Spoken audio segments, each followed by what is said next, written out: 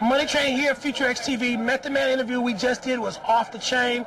It's my second time interviewing Meth. First time was the Championship Gaming Series, but now he has a comic book out. And you can't promote a comic book any better here than in Comic Con 2008.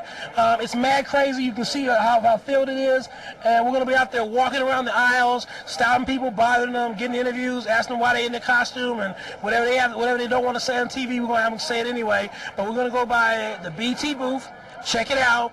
Talk about Black Panther. Hopefully get some free bags and some free gear, some free merchandise. Because why not get swag at Comic Con? But anyway, we're going to have a good time. And from there, we're going to go follow up at the Xbox 360 exhibit. From there, probably see one more seminar on Sony's new films coming out. And I don't know. I can't take it from there because there's just so much stuff going on, so much jumping off, so many people in character, so much fun. And catch us on FutureXTV.com, the write-up on HipHopBattle.com, and the mobile blog on Morph Mobile. Peace. Money out. Lights coming on. All right. Okay, you right, Christina? Monica. Now, Monica, I'm going to meet your boyfriend, I guess. He's downstairs, right? What's he doing? Yeah, he's trying to talk to the BET guys down there.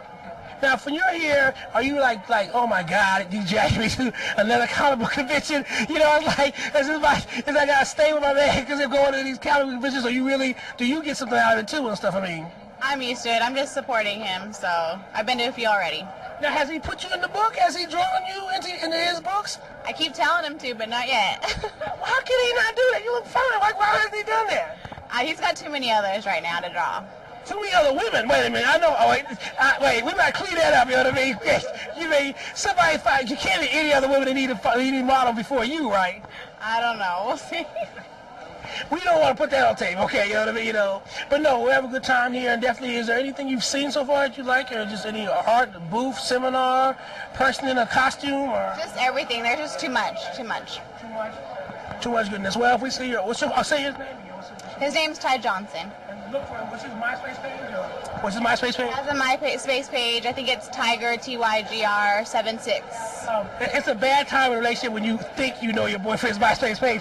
It's you need to kind of memorize that, you know, because that's one of those like ABCs now. Okay, so but maybe that'll be close enough. Okay, you know. But Money's right here, and I was gonna beatbox, but my cameraman was hating on my beatboxing, so we're not gonna get a taste of that right now. You're gonna have to pay. iPod, iTunes, download. Okay, money out. Okay. We're rolling. Okay, Money Train here in the effort to keep interviewing every brother I see and sister I see here at Comic Con. Say your name. Ty. What is the name of your style of art or artistry? What actually inspired you to first start being an artist? Was it just I read comic books like as a child and I got into it, or was it like no, there wasn't something I needed to see and I started doing it on my own? I mean, just how was it for you to first get into the business? Well, as far as getting into the business, I mean, it was I was a fan of superheroes all my life. I mean, from Incredible Hulk on TV to Spider-Man cartoons, and it wasn't until later that I decided, well, you know what? I can make these characters. You know, like 94, it really officially, it pretty much started then, 92, 94.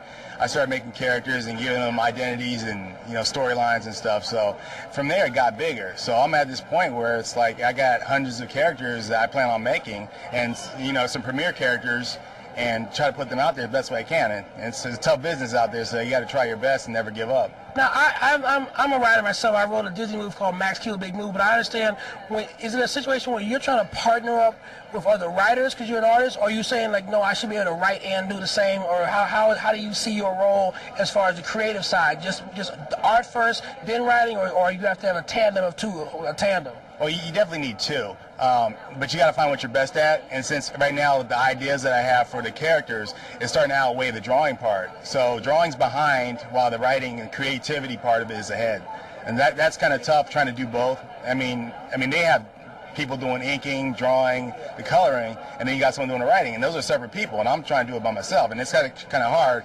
I would like to get help. It would be nice to get help because it would take it'd take me forever. I wouldn't last that long. Are there any now? If you're coming up in the business and you're just a new designer or a new artist, is there any software that can give you an advantage, or something that you can go online to download, or something that could, like Illustrator or something, or something that Photoshop that has that maybe can help you speed up what you're doing and stuff on that side? design? Yeah, I think like Adobe Photoshop could help. Like you said, there's illustrators. I mean, there's a bunch. I mean, Adobe's probably one of the leading ones. You know, they cost a lot of money, but if you don't make a lot of money, you need it for bills and whatnot. It's kind of makes it kind of tough and makes your path a little longer than you want it to be.